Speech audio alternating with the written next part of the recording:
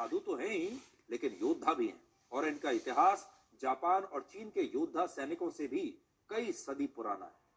वर्ष 1748 में जब अहमद शाह अब्दाली ने इलाहाबाद पर हमला किया, तब नागा योद्धाओं ने ही धर्म की रक्षा के लिए अब्दाली की सेना के खिलाफ युद्ध लड़ा था।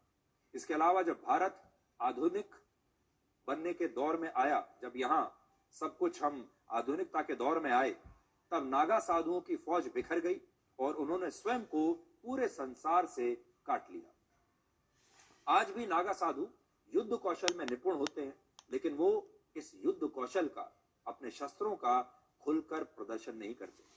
नागा साधु बनने की प्रक्रिया तपस्या से शुरू होती है, और ये तपस्या कभी ना खत्म होने वाली दीक्षा के साथ जारी रहती है।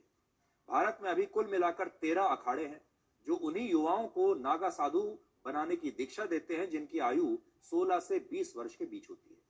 भारत में सनातन धर्म की रक्षा करने के लिए 4 लाख से ज्यादा नागा साधु हैं, और ये संख्या इतनी है कि कई देशों के पास इतनी बड़ी सेनाएं भी नहीं। आम लोगों में नागा साधुओं को लेकर उनके मन में 4 बड़े सवाल होते हैं, और हो सकता है आपके मन में भी सवाल होंगे, जिनमें पहला सवाल यही होता है कि नागा साधु निर्वस्त्र क्यों रहते हैं। नागा साधु प्रकृति और प्राकृतिक अवस्था को महत्व देते हैं। जब कोई इंसान इस दुनिया में जन्म लेता है तो वो निर्वस्त्र ही दुनिया में आता है, और यह अवस्था प्राकृतिक होती है, और इसी भावना को आत्मसात करते हुए नागा साधु हमेशा निर्वस्त्र रहते हैं, वो प्रकृति के साथ चलते हैं। दूसरा सवाल ये होता है कि नागा साधुओं को ठंड क्यों नहीं लगती, मौसम का उन पर असर क्यों नहीं होता।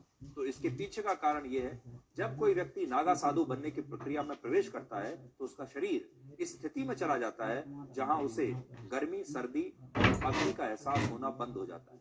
ये ठीक वैसा ही है जैसे एक महिला के गर्भ में एक बच्चा सभी मौसमों में जीवित रहता है, कैसा भी मौसम हो, और उसके शरीर पर कोई कपड़े नहीं होते, और बच्चा निर्वस्त्र ही इस दुनिया में प्रवेश करता है। तीसरा सवाल यह होता है लोगों के मन में, नागा साधु अपने शरीर पर भस्म लगाकर क्यों रखते हैं, अपने शरीर पर भस्म क्यों रगड़ते रहते हैं।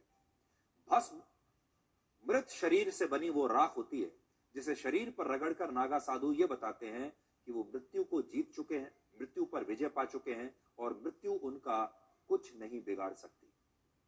चौथा सवाल लोगों के मन में ये होता है कि नागा साधु कुंभ मेले में कहां से आते हैं और इस मेले के बाद कहां चले जाते हैं। इसका जवाब ये है कि नागा साधु अक्सर दुर्गम इलाकों में, पहाड़ों पर अपना जीवन तपस्या करते हुए बिताते हैं, और इसीलिए वो कुंभ के आयोजन के बाद दोबारा किसी को दिखाई नहीं देते,